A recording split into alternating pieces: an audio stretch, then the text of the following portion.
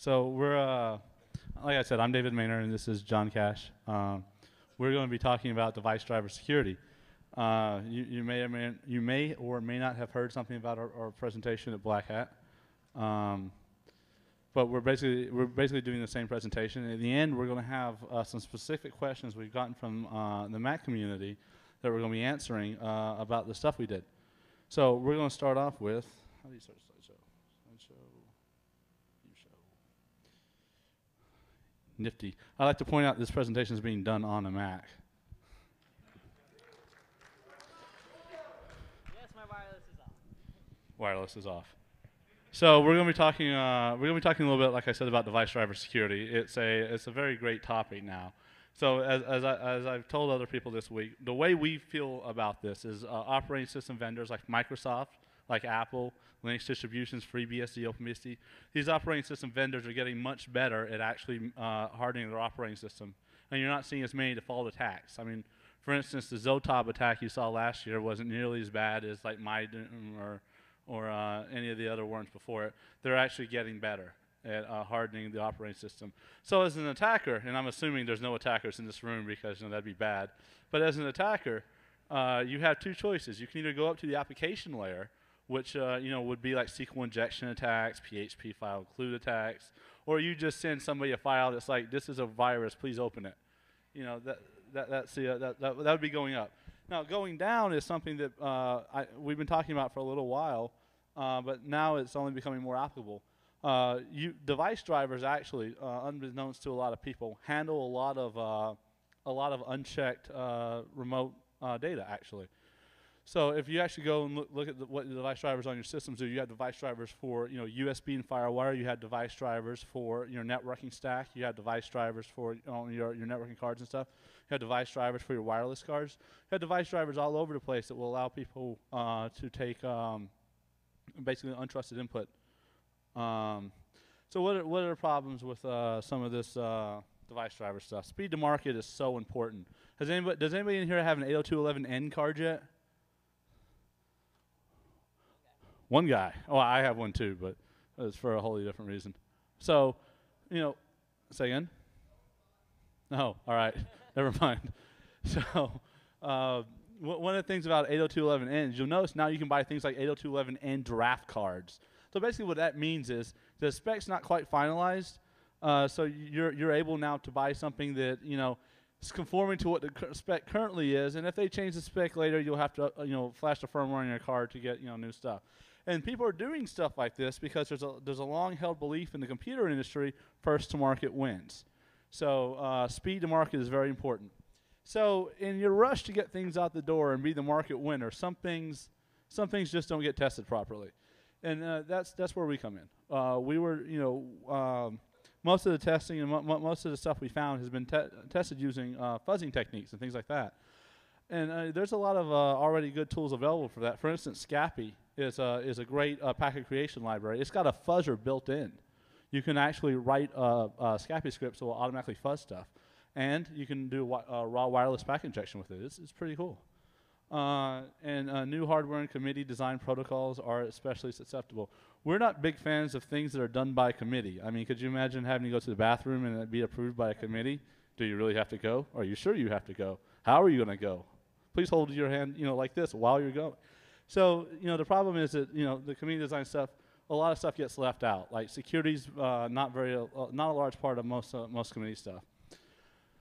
So although what we're talking about, primarily is going to be like 802.11 A, B, and G stuff, the thought process, and that's one of the most important things, and that kind of got drowned out in a lot of stuff we were doing this week. The thought process and how you find these problems, how you fix them, can be applied to a lot of different things like Bluetooth, new 802.11 specs like 802.11n, and new wireless data stuff like Edge, GVDO, and HSDPA.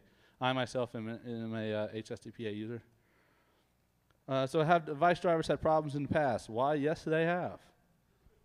Here's 3 good examples. I used to be with a company called Internet Security Systems, and a gentleman there named Neil Maida actually found a off by 1 in a TCP/IP.sys. That's a pretty heavily used device driver. I don't know how anyone else feels about it, but I feel it's pretty heavily used, and it's actually also pretty heavily audited, in the last 10 years. So, for somebody, last year to find, a new off by one in IP options, that's just showing that the ground is pretty fertile. Just earlier in the month of the Microsoft Super Tuesday, there was a server.sys vulnerability that was Super Tuesday that came out, and this was actually also in the Vice driver. And strange enough, there's also the FreeBSD Wi-Fi integer overflow. It's actually in Wi-Fi, which kind of makes it relevant to this talk. But there have been. Yay! Awesome. Can I shake your hand later? That's pretty cool. Have you tested that on any other systems? Have you tested that on any other systems besides FreeBSD? Right. All right. So, has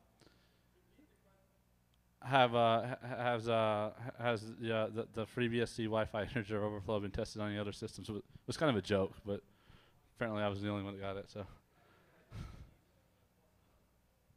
say again. Oh, NetBSD was also vulnerable. So, if there's any FreeBSD diehards, don't feel like I'm exclusively pointing out a FreeBSD problem. It was a more widespread problem. So yeah, okay, there have been device driver problems in the past. And if you think they haven't been, do some research. Google's your friend. Don't ever believe anything I say. Go Google stuff.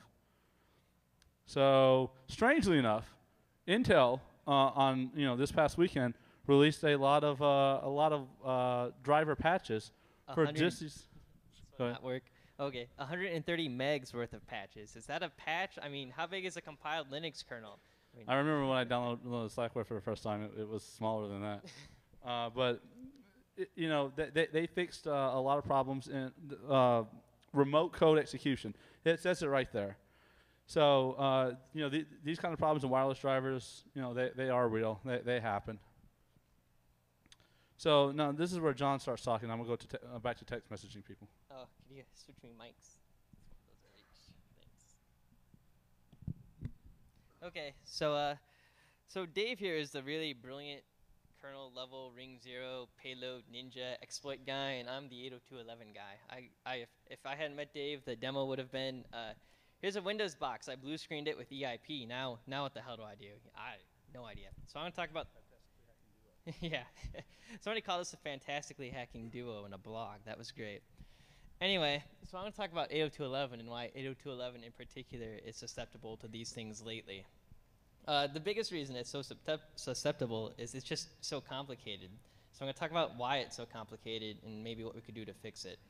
And the direct consequences of it being so complex is that A, you can fingerprint it, and then B, you can exploit it. So why is it so complicated? My friend Warlord, I think, said this, though somebody else might correct me. He says, fear leads to anger, anger leads to hate, and hate leads to protocols designed by committee. Or maybe it's protocols designed by committee lead to hate. It's too complicated to get a bunch of guys in the room and have them do it right. Maybe the guys could get together and elect the smartest guy, but you don't want more than like 2 people doing this, I think. So why is 802.11 so complicated? Well, partly it's too ambitious, partly it's attempting to deal with legitimate problems. Things that wireless networks have to deal with that wired ones don't are obviously hidden nodes, unreliable links, and other networks on the same channel. I mean, those happen all the time. It's just the nature of wireless. And so that adds legitimate complexity to the problem they're trying to solve. And so that's, they have to put stuff in there for that. But there's a lot of extra fluff. So can we fix it? I say yes, all it costs is standards compliance. Basically, I feel like you should have the option at least to ignore management frames. Management frames are the ones that everybody uses to kick you off a network and crack it. So here's a good question. If it's your home network, you got a little access point, how often is your network going to legitimately kick you off? When is that a feature? It does do it. It does it when it reboots. So every time you reboot your router, like cleanly shut it down, not just pull the power, it'll probably de-auth you. Is that really a useful feature? So I think the number of management frames used to like break things versus actually accomplish stuff it's not worth it. You should be able to ignore them. There's some control frames that can cause problems. These are harder to ignore. They're more low level, and they're related to keeping networks on the same channel from interfering with each other. And remove the extras, and here comes the extras later. So why is all that interesting? Because complexity is a hacker's best friend. If it's not complex, then somebody didn't mess up. And if somebody didn't mess up, we've got no bugs to exploit. And 802.11 is not lacking in complexity. So just for a quick comparison, I'm going to compare 802.11 to Ethernet. Ethernet has 3 fields, source, destination, and type. I'm willing to bet if I put 14 bytes up there and said it's an Ethernet header, a lot of people in the room could parse it. 802.11 has a version, a type, a subtype, 8 flags, 1, 2, 3, or 4 addresses in different spots. Fragment number, a sequence number, and that's in the header. After that, we've got stuff that's not in the header but just as important. You've got positive acknowledgement, 11 management frames, 6 control frames, lots of subtypes for each of them. And then as soon as you turn on encryption, it adds more fields, initialization vectors, mix, etc. And so there's still more stuff thrown into the standard. There's ad hoc. How many people here have used an ad hoc network to do something useful? Raise your hand. Okay, so like, that's more than Black Hat. Black Hat, it was like, I don't know, 3 people. So this is like, I don't know, 5%, less than 5%. Okay. Power savings is a feature in there that I actually feel is probably worth having. It lets cards essentially turn themselves off and say, I'm going to turn my card back on in 10 seconds. Well, smaller time frame than that, but you got the idea. So the card can tell access point, I'm going to sleep. I'll be back in 10 seconds. Store any packets for me, and I'll pick them up later. So that adds some complexity, but it's at least accomplishing something useful. Saves your battery. 2 types of media access control, PCF versus DCF. PCF stands for point coordination function. DCF is distributed. Basically, DCF is Ethernet, and over wireless is the easiest way to think about it. And if DCF is Ethernet, then PCF is token ring. You can bet people are really rushing out the door to push token ring over wireless, right? I mean, this isn't part of, you don't have to actually implement that to get certified, but it's still in the standard, taking up a ton of pages, and it actually takes up some management frames as too. So those bits are forever used for something that I don't think anybody implemented ever. 11E, quality of service. That's so you can do video conferencing over your access point. Now I gotta ask you, so you've got quality of service on your access point, so your teleconference gets ahead of your FTP session or whatever. But what happens when it hits the back-end wired connection and it goes out your Ethernet jack? Does IP or Ethernet care about those quality of service bits? No. So if you're trying to video conference with somebody on the same access point, you're probably doing well, but they're like 100 feet from you.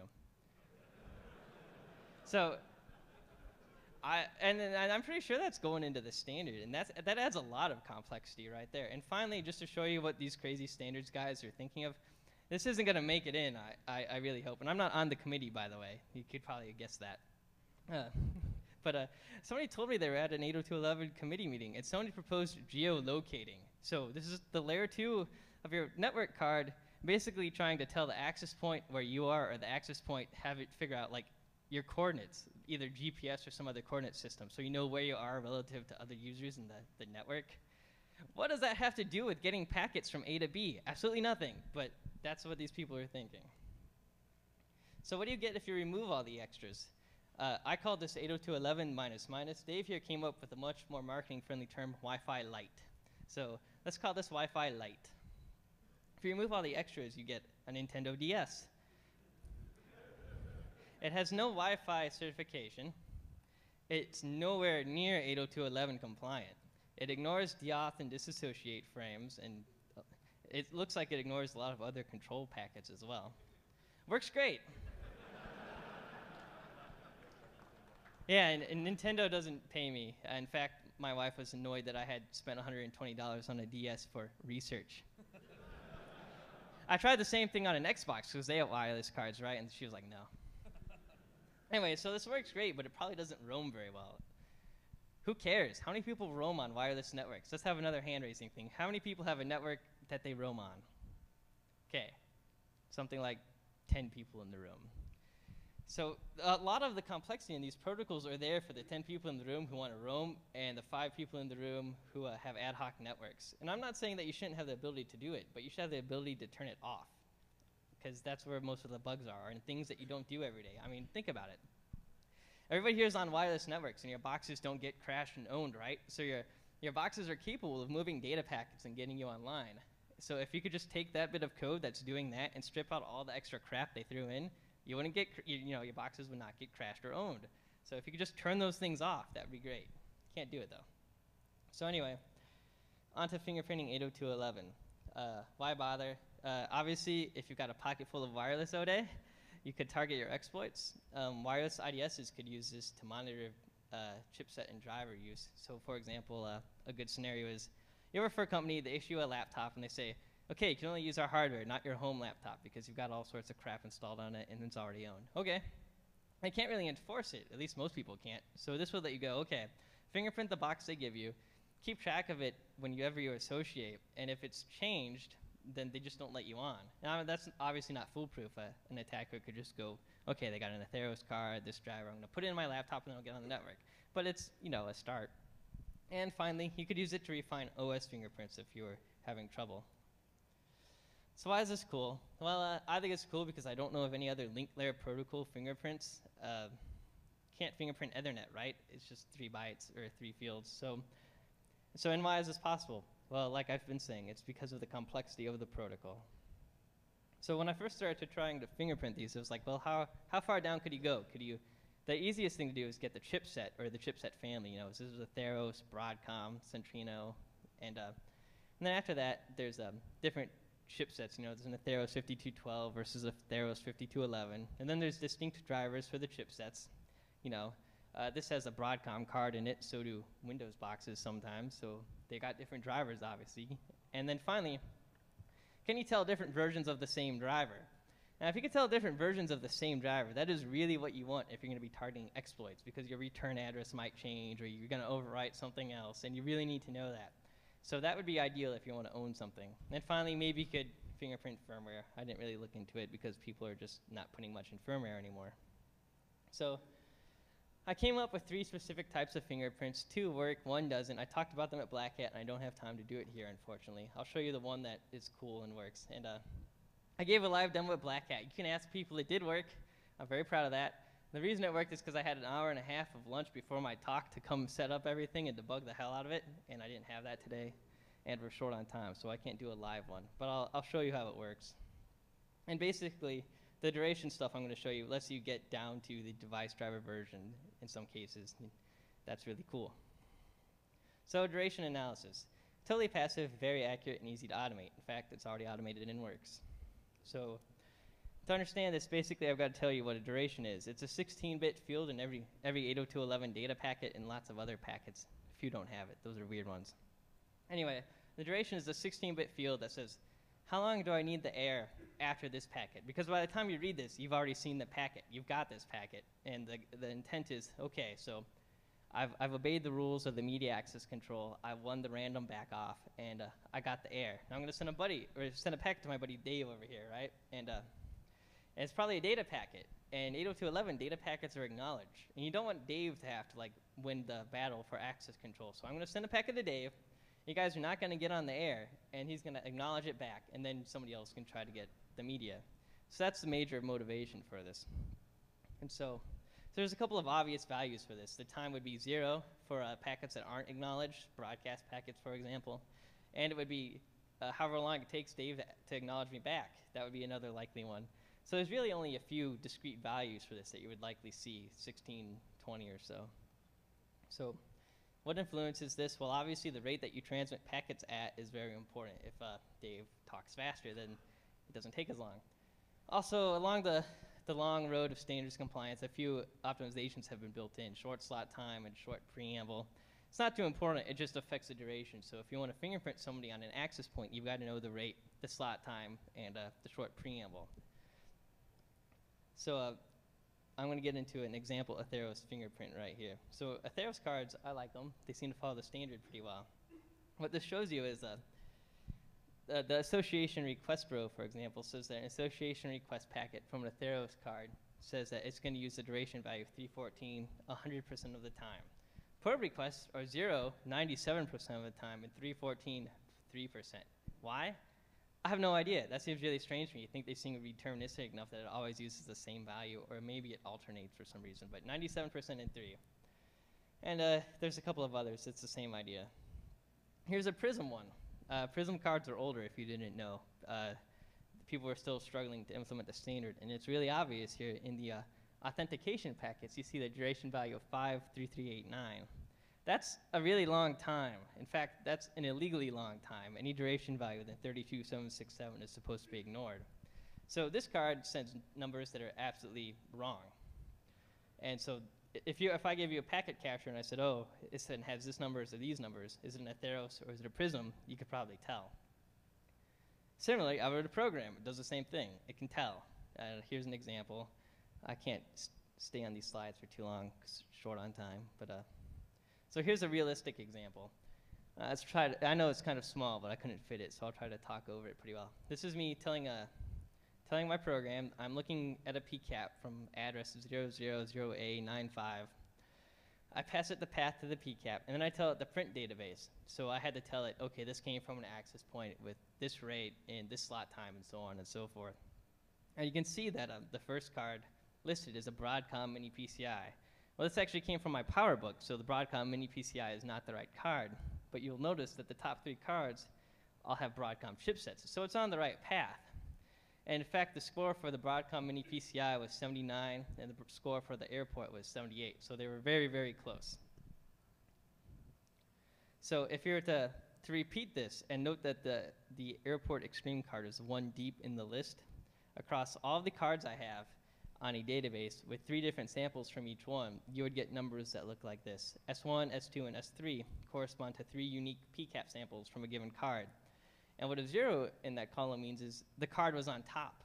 A 1 means that the card was 1 deep in the list. So the row with a 5 in the left is actually the PCAP I just showed you, the Airport Extreme one, and it was 1 deep. And basically, that's getting it right an awful lot of time, which is good. So how's it work? I have 5 algorithms. I'll briefly go over one. They're kind of boring, I suspect, to most people. Basically, you look at the duration values you see, treat them as a set, take the intersection, subtract the probability of seeing them from each other, and return 1 minus that. This basically says card A uses duration value, say the legal one was at 52269 or whatever, like a lot of the time, actually 100% of the time in authentication packets, and this other one uses it like never. Okay, so those don't even make it in this, but if they use them 100% of the time and 1% of the time, this still would be close to 0. And if you do that, you do 10 times better than random. If you take into account the packet types for the same ratios, it's 21 times better than random. At this point, you're well past chipset level resolution, and you're probably getting device drivers. And finally, at this level, you get to do 23 times better than time. This is if you combine the 2 techniques. And that's good. You're getting the right chipset and device driver and probably the version. So, just a quick real-time demo of this is so here's a program. I'm going to try to match a PCAP I captured previously of a vulnerable Intel chip driver, you know, the one they patched 3 days ago with 130 megs. So yeah, that's a patch. Anyway, so here's the PCAP from an Intel vulnerable driver. And you can see, or maybe you can't because I can't make the font big enough, but I tried, is that up on top, it's the driver from Intel that's vulnerable. Now if I was to run this program again on a patched version of the driver,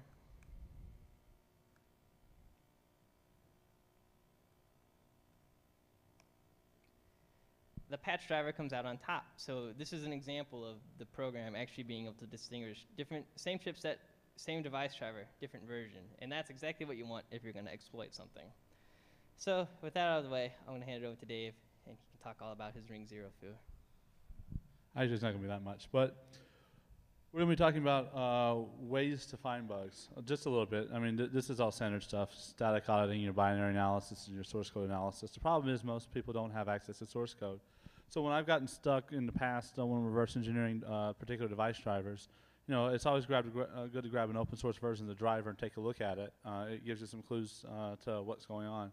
And of course, fuzzing. Fuzzing is how we found most of this. Like I said, we were looking at you know, built-in wireless cards, third-party cards, embedded devices, and access points. Now, things to think about: fuzzing can be frustrating. A bug can be triggered by something 8 packet chains ago, and you know it's really hard to track down stuff in kernel space. I mean, if you've ever had to track down why something crashed in the kernel, it's not all that easy sometimes. I mean, you'll find like an exception handler or something like that that's been tripped, but you know, sometimes finding it, especially if you do an overwrite, you destroy most of your stack information. So That's somewhat hard to track down. So this is actually John's. John and I each wrote a fuzzer, and this is John's fuzzer. Yeah, mine is not nearly as smart as his, but I'll talk about it very briefly. Basically, the fuzzing laptop has 3 interfaces in it. It's got an Ethernet interface and 2 wireless. One wireless interface is out there fuzzing, obviously, and the other one is sitting there just monitoring the air. And basically, the way it works is that it pings a host that you're trying to fuzz on the wired side. Says, is this up? Great. I'm going to fuzz the hell out of it. Hopefully, and then, okay, fuzz, fuzz, fuzz, ping the wired side. Is it still up? Yeah. Damn, okay, I'm going to go fuzz something else. And eventually, it'll ping something, fuzz it, ping it again, and it's down. You're like, great, I just crashed it. So then it's going to take all the packets that it logged on the passive monitoring interface, write them out to a PCAP file, and put an entry in a log file. And the packets it's sending are not smart at all. In fact, the fuzzing program has very little grasp of the 802.11 protocol. Basically, it's putting on a header that knows where it's going, and that's it. There's just random bytes after it of a random length. So it's not very smart. This is not something you run. You go get a coffee and you come back and you blue screen. This is something you run before you go to bed. You wake up and you have a room full of crashed laptops, hopefully. So that's how this one works. It's not as smart as Dave's, which is coming up. Oh, yeah, and here's a myriad of command line options, which I don't even remember. This is actually notes from myself, so I'm going to go back to run it later. So I wrote white fuzz, whereas John worked specifically on trying to manipulate individual packets and things like that. The fuzzer I wrote not only will manipulate the individual packets, but will actually chain bad packets together or send things in an out of order or an unusual request cycle. I was trying to find, it's not just a single packet that's going to cause some of these crashes. It's actually what we call a packet chain, or a long chain of events that will lead up to it. So that leads us to shellcode. Shellcode is most times when you write shellcode, you're looking for what we call like the connect back shell, return the return shell or something like that. So actually, a lot of these things, as you're attacking something that's not necessarily on a network with you or something like that, one of the things that people are looking at, one of the things that's hard to do is actually get the connect back shell, because you don't have an IP address, and you gotta need an IP address to do bidirectional communications. So most of the useful shellcode for ring 0 bugs like this are going to drop off a bot or something like that and let that run, and then at the next convenient time, phone home. Shellcode executes to the kernel level. Most generic overflow protection tools, like checking to see if a shellcode page is readable, writable. These third-party tools from companies like Cisco and Intercept and things like that. Most of these don't cover kernel space that well because they take a huge performance hit. And so, that leads to being able to execute things pretty well. Although you have to be careful of a lot of things, especially like NX protection when you try to execute things in user land. So that leads us to a demo. And our demo is actually a video. Has anyone seen this video yet? One person? 2 people. Oh, one of us is my boss, so. So my mommy likes it. So I have to hold the microphone up to the. Oh, we have audio? Never mind. I don't have to illustrate this one. Comment over this one. No, I don't want to narrate.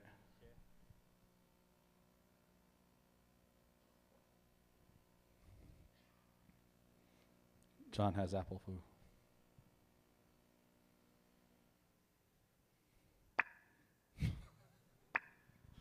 It's a very wet sound.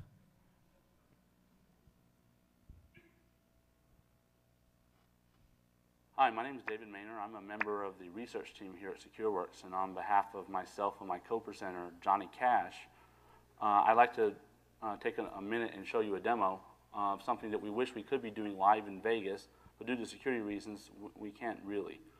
So what I'm going to be doing is I'm going to be using this machine as an attacker, and I'm going to be bringing in another machine, dun, dun, dun, boom, that we will be using as the victim. And don't think, however, just because we're attacking an Apple, the flaw itself is in an Apple. We're actually using a third-party wireless card. That's a USB wire card, by the way. So normally for this attack to work, you do not have to have the victim associated to an access point or authenticated in any way. But for the ease of this demo, this machine, this Dell will be acting as a wireless access point with the address of 192.168.1.1. And this machine will have a address of 192.168.1.50. The attack will be launched from here. It will manipulate buggy code and device driver on this Apple. And this Apple will connect back to the attacker with the shell, at which time I'll have complete interactive access. So there's a couple steps required in setting this up. The first part is turning this laptop into an access point. And I do that with a That's actually not my Porsche, by the way. Called setup.sh. This will actually create an access point called SW Apple Demo. And we'll make this a wireless access point, and then we will connect the Apple to it. So let's run that script. And we connect to SW Apple Demo.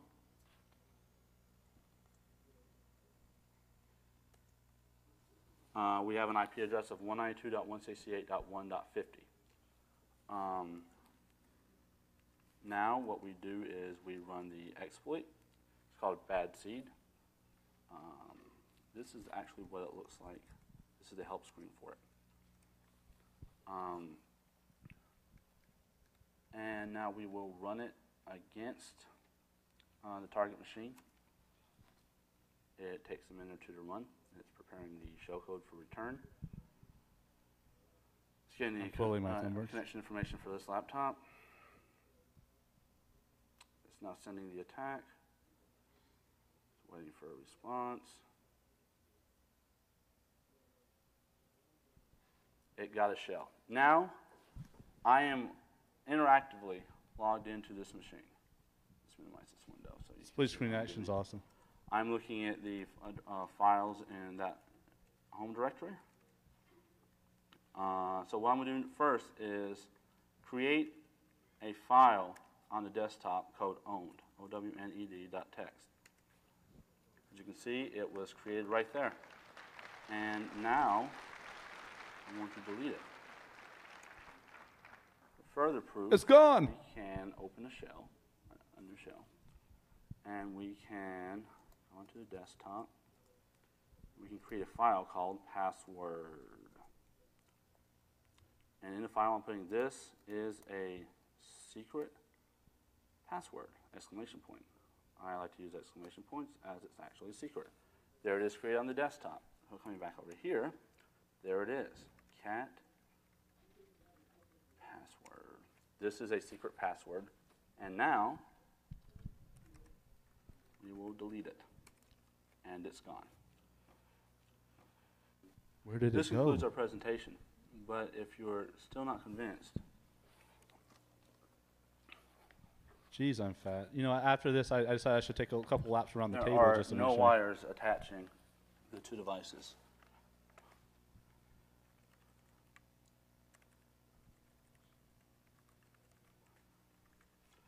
I just create a file on the desktop called iwalkedaround.txt. Should have been I walked around more. And I just deleted it. The thing to keep in mind here is although we attacked an Apple, the flaw is not specifically in the Apple operating system as we use third-party hardware. This type of a flaw will be systemic across all operating systems and hardware, and the only way to prevent it is proper testing. Although this flaw is and can lead to a remotely exploitable condition, it's not as trivial as a generic buffer overflow. On behalf of Johnny Cash, myself, David Maynor, and SecureWorks research team, thank you for watching. So I don't know if you guys know this or not, but Mac users love their Macs. So I am a Mac user. This is my PowerBook, and I love it. In fact, anybody who knows me knows that all my code gets written here, and if you're lucky, ported to Linux. So as soon as that demo got run on the Washington Post block, we got some hate mail. I mean, did we ever? We got some serious hate mail. And we got asked a whole lot of questions by people that were like, oh, this is completely fake, and this is why it's fake. So now we have a couple of slides that will answer some of the most popular questions. And before I answer these, I'd like to give people in the audience a chance to respond to why is this a bad question. The most commonly given question is, did you get root? Does anybody here know why that's a bad question? That's a terrible answer. Exactly. So you're running in the kernel, and from the kernel we get root, and by root we mean super user access. Root's a generic term. Actually, I hear people talking about getting root on Windows machines all the time. It's actually an administrator account. But if you compromise something that's running in the kernel, you have the ability to do whatever you want on the machine. So that was actually the most common question we got. Second most, oh, wait, never mind. Okay, so is this one still on? No. Whatever. Guess somebody wanted to hear me talk about fingerprinting anymore. All right. So here's a bastardization of the OSI network layer model 101, because a lot of people didn't seem to get this. The 802.11 device driver has an arrow next to it. We are here. Your firewall is a little bit further down the stack. It doesn't get these packets until we've already dealt with them. So, I mean, think about it. A packet comes in off the air into your card on its antenna. You can think of it as needing to get from the card to the rest of your computer. The device driver gets it there. Your firewall cannot see this packet until we've already given it to it. So if the bug's in the driver, your firewall can't help. And finally, some people seem to think that antivirus will help. Your antivirus is like light years away. So I don't even know what to say about that, except it doesn't.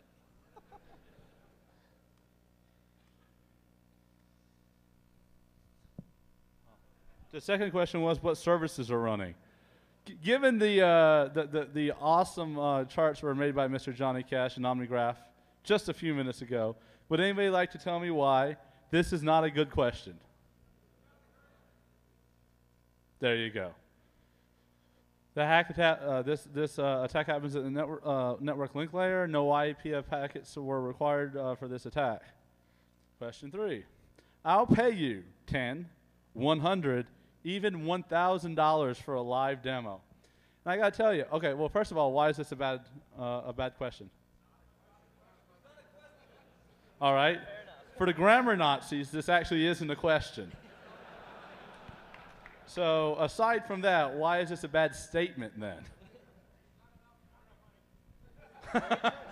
Well, actually, that is funny. H.D. Moore gets offered $40,000 to $120,000 for unreleased bugs, and we're getting offered $1,000.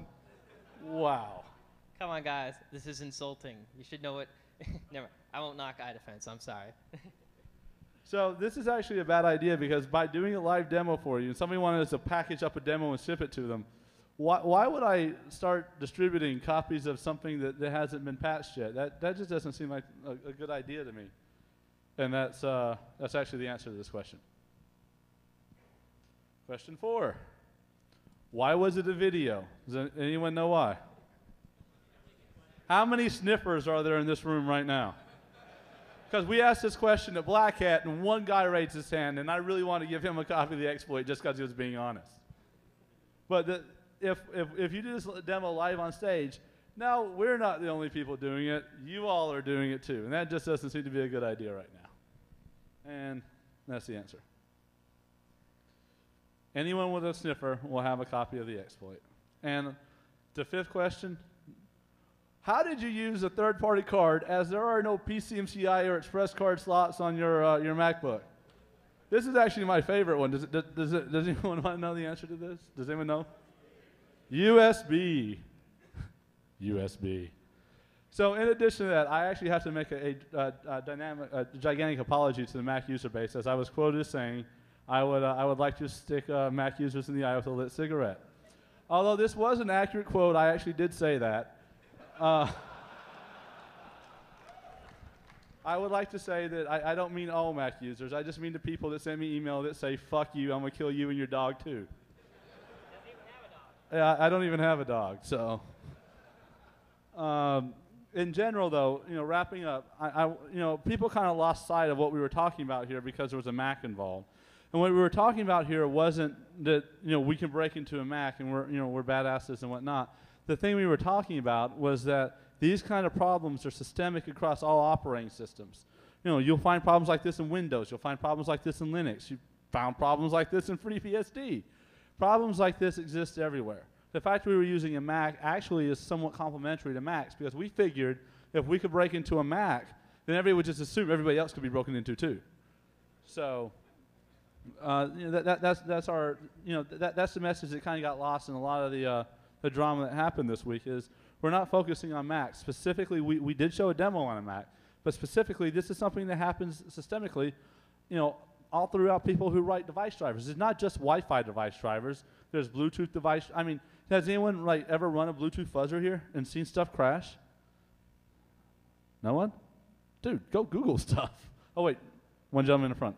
So you can actually go get off the shelf, well not off the shelf, downloadable Bluetooth fuzzers now. Run them against your phone, run them against your computer, run them against your friend's computer. That's even funnier.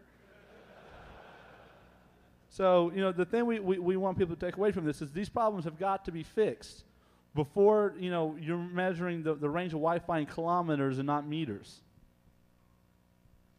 So, I guess you only have a few minutes for questions, but if there's something we haven't covered already, feel free. Yeah, other than what card was it? Next. I'm sorry, repeat the question. Step up to the mic. Uh-oh, someone just jacked your mic privileges. Hey, could you briefly go through the methodology for finding this exploit? Like, did you start with a fuzzer and then move on from there, or what?